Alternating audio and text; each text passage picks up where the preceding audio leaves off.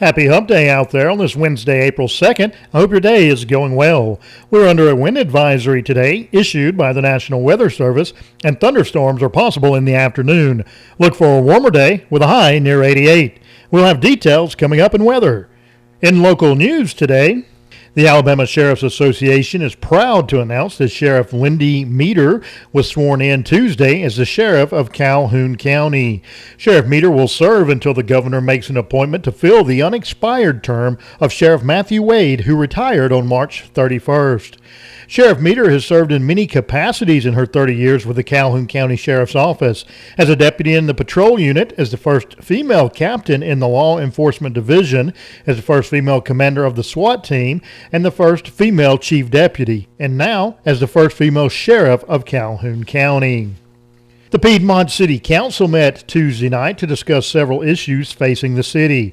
One issue on the agenda was to decide whether to allow a CBD retailer to open and sell CBD products within the city limits.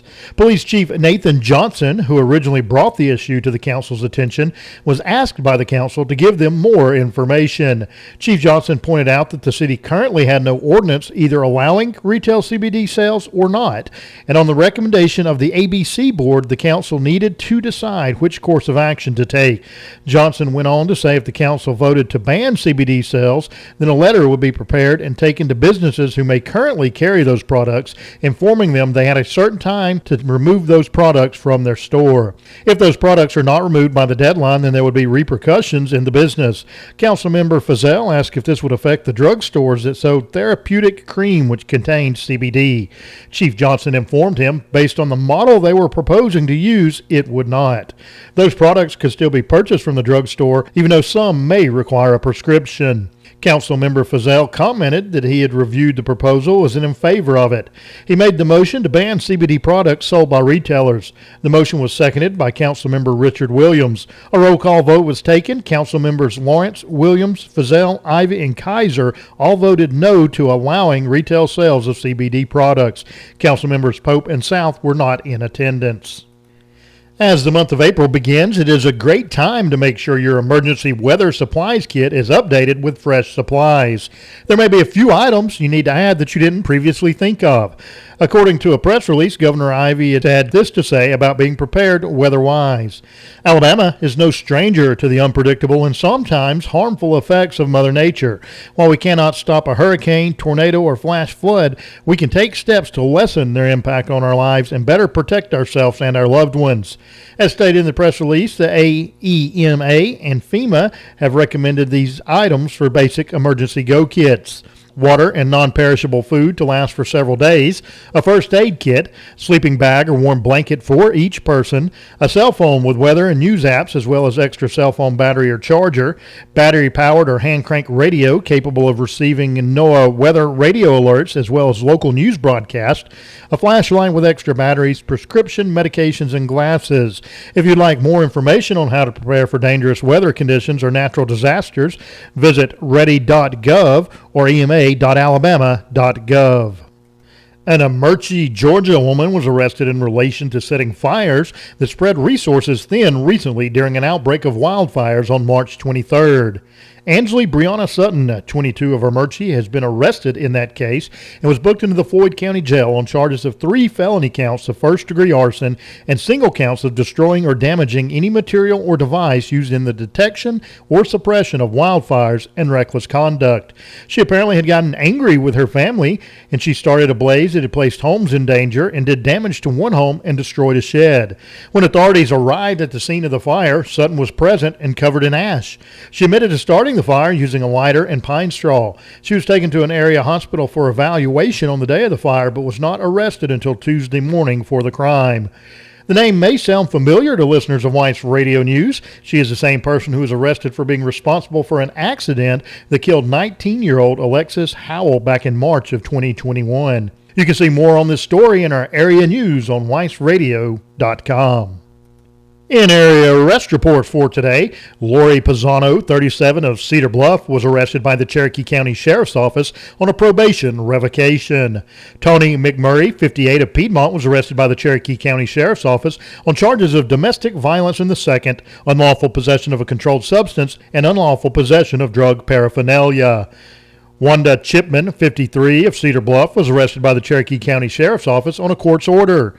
Johnny Martin, 41, of Jacksonville, was arrested by the Leesburg Police Department with a hold for another agency. Ashley Smith, 36, of Center, was arrested by the Cherokee County Sheriff's Office on charges of unlawful possession of a controlled substance and unlawful possession of drug paraphernalia. Zachary Tillis, 39, of Center, was arrested by the Center Police Department on charges of harassment and criminal trespass in the third. As of earlier this morning, there were 120 inmates housed in the Cherokee County Detention Center. We'll be back with more. In community events and local happenings, we have a lot going on around the area. Atrium Health Floyd and Harbin Clinic will co-host the annual Pinwheel Planting event with the Exchange Club Family Resource Center to mark Child Abuse Prevention Month. This event is a powerful opportunity for a medical group pediatric practices to show their commitment to protecting children in the community. It will be held on Thursday, April 3rd at noon at the corner of Redmond Road and John Maddox. Speakers will include representatives from Atrium Health Floyd, Harbin Clinic, and the Family Resource Center. Join the Inspiring Career Fair, helping you achieve your career dreams. It all takes place on April 3rd from 9 a.m. to 1 p.m. on the campus of Jacksonville State University at the Houston Cole Library on the 11th floor. Free parking will be provided during the event. Take your first steps toward your dream career. First Friday returns to downtown Gadsden for 2025 on April 4th. From 5 till 8 p.m., Broad Street will be filled with classic cars, food vendors, and live music. Downtown retail shops and restaurants will stay open late to welcome attendees. Entertainment for April includes Connor Butler on 2nd and Broad, Wesley and Aaron on 3rd and Broad, Tad of Jazz on 4th and Broad, and Kelly Johnson on 5th and Broad. Art in the Park, the Spring Edition, is a free event with fun for the whole family. Make plans to enjoy the beautiful Center City Park with amazing vendors, delicious food, activities for children, and more. The event will be held on Saturday, April 5th from 9 a.m. until 2 p.m. Come join the fun. The City of Anniston invites you to the Noble Street Festival, one of Anniston's biggest and most beloved events. With an expected crowd of 8,500 to 10,000 plus, it is a day packed with entertainment and excitement for the entire family. It takes place on Saturday, April 5th in downtown Anniston. Some highlights from the event will include a kids zone with free inflatables featuring Big Sam the Balloon Man, Whit's Kids, face painting, and more. Music stage with live performances all day and 50-plus vendors, including food and crafts. And now it's time for sports with Sports Information Director Shannon Fagan. Cherokee County High School senior pitcher Ben Ellsbury is signing a baseball scholarship with Southeastern Baptist College in Laurel, Mississippi this morning at 11 a.m., but Tuesday was also a pretty big day for Ellsbury. He allowed just 3 runs on 5 hits with no walks and 3 strikeouts in the Warriors' 11-3 Class 4A Area 12 baseball victory against White Plains. The two teams finished their series on Thursday at White Plains beginning at 4:30 p.m. You can read more on Ellsbury and the Warriors, as well as other reported area baseball and softball action from Tuesday on the WEIS Radio website, weisradio.com. Reporting for WEIS Radio News, I'm Sports Director Shannon Fagan. Thank you, Shannon. And weather for today, look for it to be partly sunny, reaching a high near 88. There's a chance of thunderstorms in the afternoon, mainly between 1 and 4 p.m.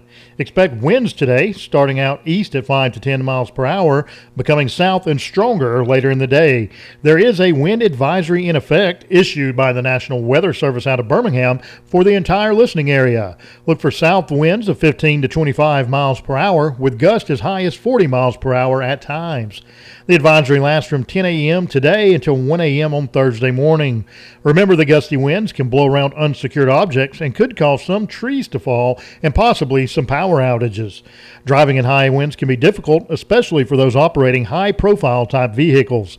Make sure to secure any loose objects around your home or workplace that could become a hazard. Moving into tonight, the wind advisory will remain. Otherwise, look for it to be partly cloudy, reaching a low of around 62 degrees. For tomorrow, look for sunshine and one of the hottest days of the year so far, possibly reaching 90 degrees. Winds will linger with south winds of 5 to 15 miles per hour with gusts at times as high as 25. That is your weather for today. Stay tuned for obituaries. In obituaries for today, Miss Alma Buttram Waldrop, age 86 of Piedmont, passed away Friday, March 28th at Cherokee County Health and Rehab. A funeral service will be held at 2 p.m. today in the Perry Funeral Home Chapel. The family will receive friends from 1 p.m. until the time of service at the funeral home. Burial will follow at Mount Olive Church Cemetery on County Road 19.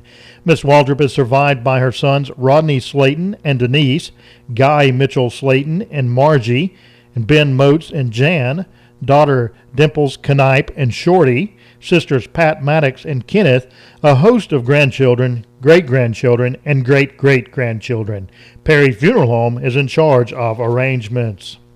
Mr. Carl Jack Green, age 94 of Leesburg, passed away on Sunday, March 30th at his residence. Funeral services will be held on Thursday, April 3rd at 2 p.m. in the Chapel of Perry Funeral Home. The family will receive friends from 1 p.m. until the time of service at the funeral home. Burial will follow in Cedar Hill Cemetery. Mr. Green is survived by his son Kent and Denise Green and grandchildren Carlton Green and Judson Green. Perry Funeral Home is in charge of arrangements. This has been your local news for April 2nd. I'm Tony Hathcock reporting from the WEIS Radio Newsroom. Today in church and singing news, tonight is the last night for revival at Unity Hill Baptist Church. The service will begin at 6 p.m. and features the Sanctified Heirs. The Reverend Joy Meeks will be the guest preacher. The church is located at 11610 County Road 31 in Center. Union 3 Baptist Church will be holding a Making a Difference event on Saturday, April 5th from 10 a.m. until 2 p.m. The event will include a clothes closet, food closet, haircuts, a meal, games, and a dental trailer. The dental trailer is a great opportunity for those who may lack dental insurance. Registration is required for the dental trailer. You can find the link to register in our story in local news or the community calendar at weissradio.com. The Cherokee County Ministerial Association has announced a schedule of services for Holy Week coming up. The services will begin on Monday, April 14th at noon at Pine Grove Baptist Church with Pastor Shane Swafford speaking. On Tuesday, April 15th at noon at Fairview Community Church with Pastor Zach Richards. Wednesday the 16th at noon at Believers Fellowship Church with Pastor George Cobb. Thursday, April 17th at noon at Grace Point Church of God with Pastor David Dale. On Good Friday, April 18th with Pastor Tim Smith, and on Easter Sunday morning, a sunrise service at Center Memory Gardens with Pastor Keith Day. Well, this has been your midday news at noon, brought to you by the Leesburg Country Store. For all those unique and hard-to-find gift items, shop the Leesburg Country Store on the Industrial Boulevard in Leesburg. The Perry Funeral Home on the East Bypass and Center, proudly serving Cherokee County for more than 80 years. And Shelton's Tree Service, proudly serving the residents of Northeast Alabama and Northwest Georgia for more than 50 years. Y'all stay safe out there. I'm Tony Hathcock reporting from the WEIS Radio Newsroom.